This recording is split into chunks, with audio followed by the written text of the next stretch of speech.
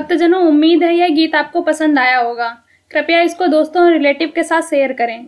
अगर आपको किसी भजन पर प्रस्तुति चाहिए तो कमेंट करें। हम आपके लिए इस चैनल पर उस भजन को प्रस्तुत करने का प्रयास करेंगे।